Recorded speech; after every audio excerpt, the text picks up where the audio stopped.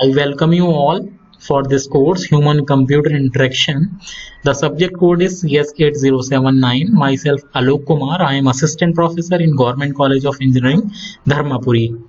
So here we will see the third topic of second unit, that is HCI in software design process. So here in this we will see the topic software life cycle. I think this topic you already studied in previous semesters, but still we will see this one in full manner. So here the software life cycle identifies the activities that occur in software development.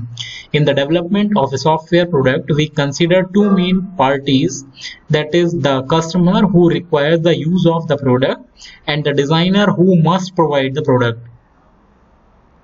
The activities of this waterfall model of the software life cycles are, so here you can see this one is the waterfall model, and here this one is the requirement specification, means here we have to gather the requirements, and this one is next phase is architectural design. So whatever requirements we have gathered, and here we have to design. After that, detailed design, whatever design we have made here, we have to do refinement. Based on that, we have to prepare a detailed design. And next phase is coding and unit testing, or we can say this one as implementation and unit testing. Means here we have to do implementation and module wise we have to do testing. The next one is integration and system testing, and the last phase is that is operation and maintenance. So here you can see all these phases, and one by one we will see in like first one is requirement specification. Requirement specification involves eliciting information from the customer about the work environment or domain in which the final product will function. Requirements specification begins at the start of product development. Though the requirements are from the customer's perspective, if these are to be met by the software product, these must be formulated in a language suitable for implementation. The second one is architectural design. It specifies how the system provides the services expected from it. It decomposes the system into components that can either be brought in from existing software products or to be developed from scratch independently. It also determines the interdependencies between separate components and the sharing of resources between components. The third one is detailed design. The detailed design is a refinement of the component description provided by the architectural design. It defines logical structure of each module and their interfaces to communicate with other modules. The fourth one is coding and unit testing.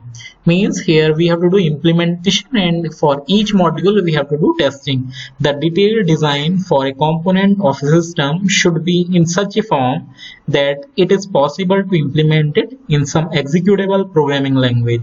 After coding, the component can be tested to verify that it performs correctly according to some test criteria that were determined in previous activities.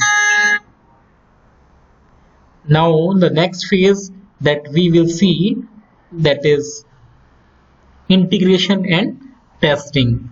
So here, once enough components have been implemented and individually tested, these must be integrated. Testing is then done to ensure the correct behavior of the system. Acceptance testing is then done with the customers to ensure that the system meets their requirements. The last phase, that is operation and maintenance. So maintenance involves the correction of errors in the system which are discovered after release and revision of the system services to satisfy requirements that were not realized during previous development. So all these are the phases of software development life cycle. So here we have seen one by one, and all these things you already seen. So just go through this one and you can understand it properly. So, thank you.